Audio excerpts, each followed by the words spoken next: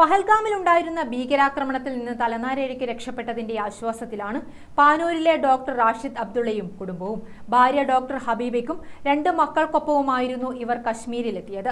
പഹൽഗാമിൽ വിശ്രമത്തിനിടെ pine മരക്കാട്ടിലെത്തി photo എടുക്കാനുള്ള തീരുമാനം വേണ്ടെന്ന് വച്ചതാണ് ഈ കുടുംബം രക്ഷപ്പെടാൻ ഇടയാക്കിയത്. വ്യാഴാഴ്ച അർദ്ധരാത്രിയോടെ കണ്ണൂർ വിമാനത്താവളത്തിലെത്തിയ കുടുംബത്തെ KP മോഹനൻ MLA നേതൃത്വത്തിൽ സ്വീകരിച്ചു.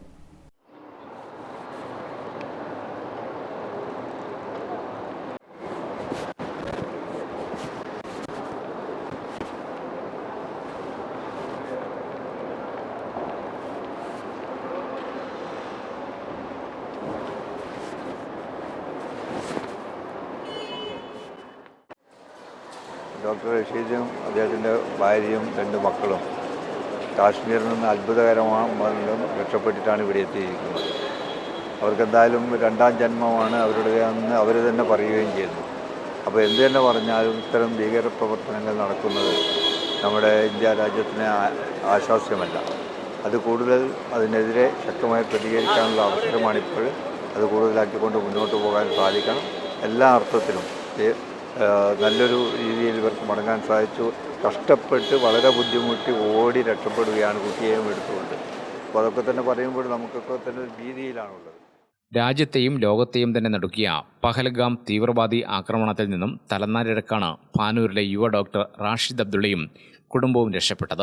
ഭാര്യയ്ക്കും 2 മക്കൾക്കുമൊപ്പം ആയിരുന്നു ഇവർ കാശ്മീരിലെത്തിയത്. മണിക്കൂറുകളോളം പഹൽഗാമിൽ ചെലവഴിച്ചു.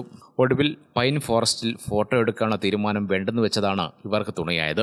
അതേസമയം സംശയാസ്പദമായ സാഹചര്യത്തിൽ 2 പേരെ പ്രദേശത്ത് കണ്ടതായും ഇവർ പറയുന്നു. ഒരു തവണ വെടിവെച്ച് കേട്ടതായും ഡോക്ടർ റാഷിദ് അബ്ദുള്ള പറഞ്ഞു. ശബ്ദം കേട്ട് ഉടൻ തന്നെ മക്കളായ ഷസിൻ ഷാൻ, ഫെബിൻ ഷാൻ എന്നിവരെയും ഭാര്യ ഡോക്ടർ ഹബീബയെയും കൂട്ടി ജീവനും കൊണ്ട് ഓടുകയായിരുന്നുവെന്നും നിലവിളികൾ മാത്രമായിരുന്നു ചുറ്റും കേൾക്കാൻ സാധിച്ചതെന്നും ഇത് 2ാം ജന്മമാണ് തങ്ങൾക്ക് ലഭിച്ചതെന്നും ഡോക്ടർ റാഷിദ് പറഞ്ഞു. ഞങ്ങൾ സത്യത്തിൽ കാശ്മീർ പോയത് കാശ്മീരിൻ്റെ ഭംഗി ആസ്വദിക്കാനായിരുന്നു. പക്ഷെ ഒരു വലിയൊരു അനുഭവത്തിലൂടെയാണ് തിരിച്ചു വന്നത്. നമ്മളെ 2ാം ജന്മം തന്നെ പറയാം. ആ രൂപത്തിലായിരുന്നു അവിടെയുള്ളൊരു അനുഭവം. ജീവൻ തിരിച്ചു കിട്ടിയത് പലരുടെയും പ്രാർത്ഥന, അത് മാത്രമേ പറയാൻ പറ്റുള്ളൂ. നമ്മളറിയാതെ നമ്മളെ സ്നേഹിക്കുന്ന ആരൊക്കെയോ നമുക്ക് വേണ്ടി പ്രാർത്ഥിക്കുന്നു എന്നുള്ളത് ശരിക്കും ഈ ഒരു അനുഭവത്തിലൂടെ മനസ്സിലായി. ഡൽഹിയിലുള്ള സുഹൃത്തിൻ്റെ വീട്ടിൽ താമസിച്ചിരുന്ന ഡോക്ടറും കുടുംബവും വ്യാഴാഴ്ച അർദ്ധരാത്രിയോടെയാണ് കണ്ണൂർ വിമാനത്താവളത്തിലെത്തിയത്.